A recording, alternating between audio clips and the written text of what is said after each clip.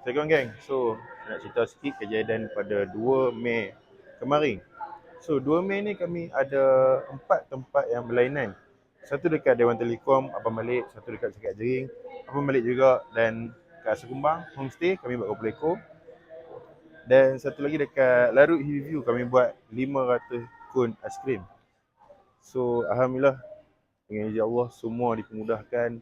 Semua orang kata dapat feedback-feedback yang positif daripada empat-empat tempat ni. Alhamdulillah lah, semua berjaya dengan jayanya. Nak cerita ke apa, kalau nak uruskan 4 tempat, 5 tempat dalam 1 hari dalam 2 hari ni, dia bukan kerja yang mudah tau. Dia agak renyah sikit sebenarnya. Sebab saya kena set up daripada malam sebelum kejadian, hari esok pagi.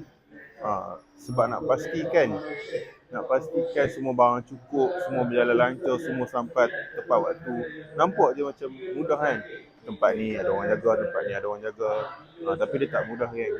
Yang mana pernah lalui tahulah. Dan tak lupa juga terima kasih kepada tim-tim Mr. Man yang jaga semua tempat. Terima kasih kepada wife saya yang arrange semua tempat-tempat, barang-barang.